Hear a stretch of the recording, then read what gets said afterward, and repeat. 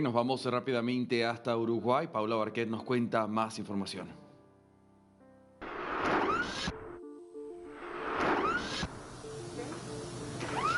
Compañeros, seguimos desde Uruguay en este momento de la noticia que ha conmovido a Uruguay y a la región, la muerte del expresidente José Mujica. Y para conversar sobre el legado que deja Mujica y cómo se procesa este hecho, estamos ya aquí en contacto con Fernando Pereira, el presidente del Frente Amplio. Buenas noches, Fernando. Buenas noches y gracias por venir y por estar en este momento tan especial para los uruguayos y uruguayas en primer lugar, y para los que somos frente amplistas y los que creemos que hay una comunidad que se ha construido en Uruguay de progresismo y que Mujica fue uno de sus principales abanderados. Fue una persona que defendió, yo diría, la revolución de los afectos. Él decía que era mucho más importante tener afectos que tener dinero, y eso estaba pensado en términos de nuestras amistades, nuestros compañeros, pero también tu compañera, tu esposa, el afecto que te tienen, los distintos componentes de la vida, la cultura, la música, el arte, y cómo él sintonizaba con cada uno de estos mundos y le podía hablar a los jóvenes o a las personas de su edad porque entendía que tenía un diálogo común de uruguayo a uruguayo, y eso creo que es un legado altísimo. Y además era un gran estadista, un gran estudioso, un gran lector, un tipo con una gran generosidad, o sea que su conocimiento no se lo quedaba para él, su conocimiento lo compartía, te prestaba un libro, te sugería una lectura, conversaba sobre esa lectura, o sea que si te daba un libro para leer, lo que convenía era leerlo, ¿no?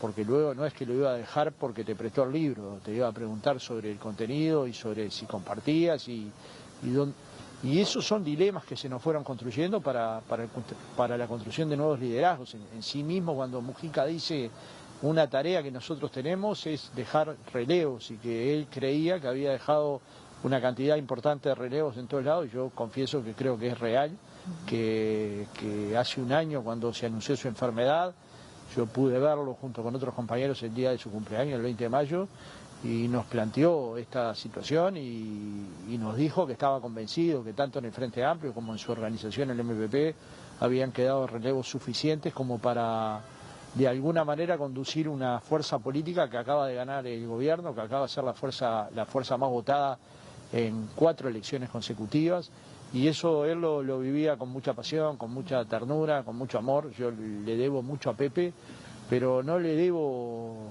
nada vinculado a la actividad política, le debo mucho al afecto, mucho a haberme conversado en momentos donde estaban difíciles las cosas, haber aceptado conversar conmigo cuando era líder sindical y necesitábamos resolver temas que tenían que ver con el gobierno, y hacerlo siempre con mucha generosidad.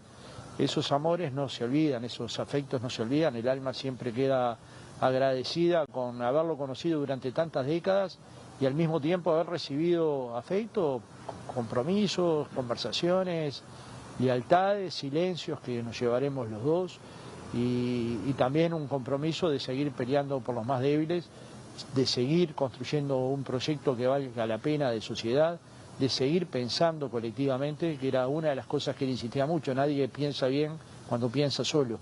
Entonces era muy común que él llamara a conversar a su casa o a su chacra o al Quincho de Varela para pensar con otros, y esa forma de hacer política a mí me hace admirar, digamos, de alguna manera ese cuarteto que conformaron con Tabaré, con Danilo y con Mariano, nos dejó una vara muy alta, pero además nos dejó pisando hombros de gigantes, ¿no? Sobre hombros de gigantes, y eso es una construcción colectiva que vale la pena preservar.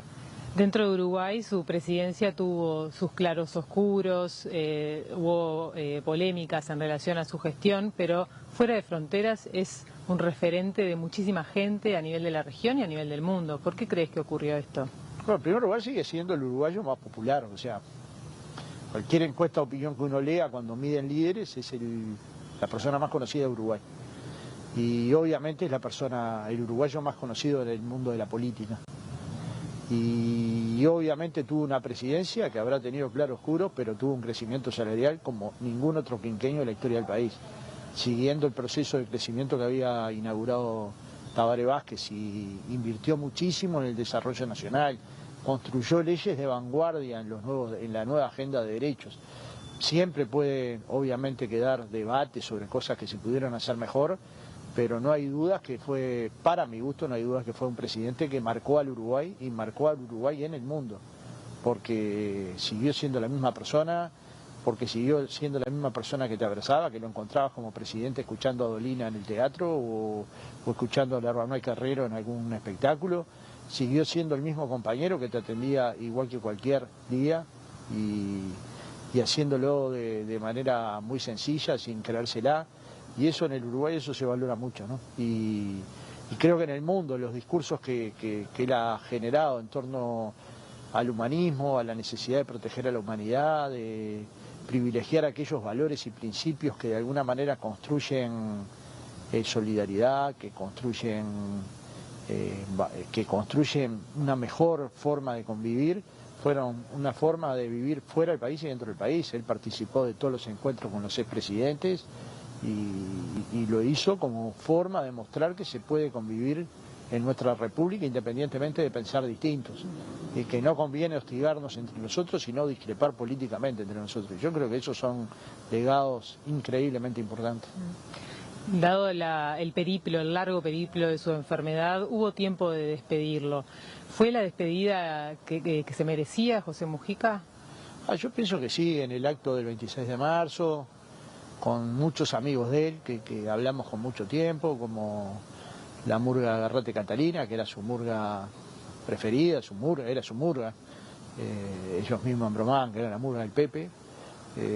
Con León Gieco, que de alguna manera había encabezado un proceso de una canción para Pepe, y con una canción que hizo Rubén Rada, que es su amigo, que realmente Pepe es de las personas con las que yo vi que se reía más, que no cuando cantaba, también cuando cantaba, que lo disfrutaba mucho.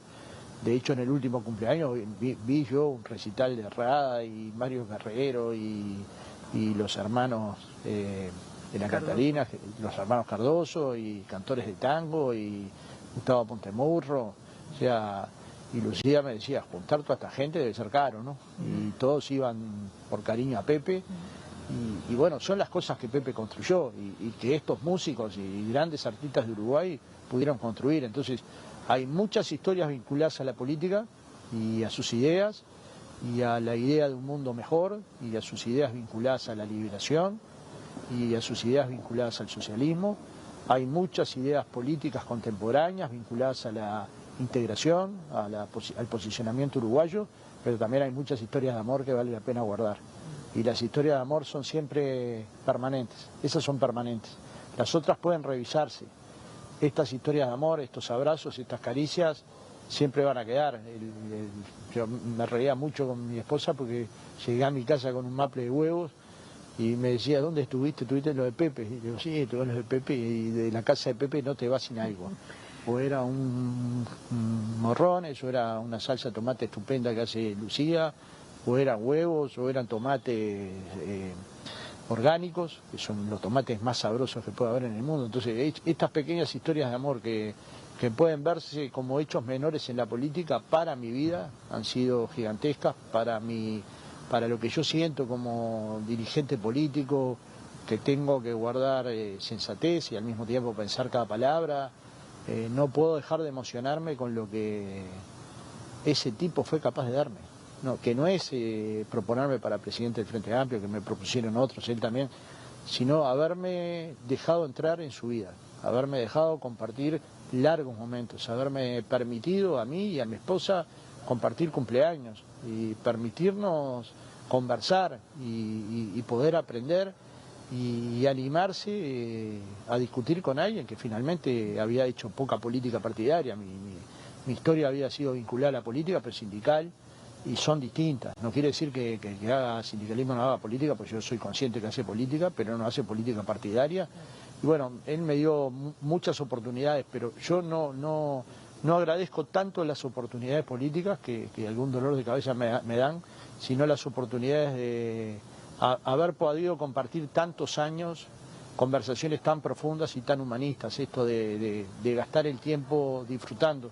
Yo por eso, por más dura que sea la actividad política, no dejo de ir al teatro, por eso, por más dura que sea la actividad política, no dejo de ver una película, no dejo de leer una novela.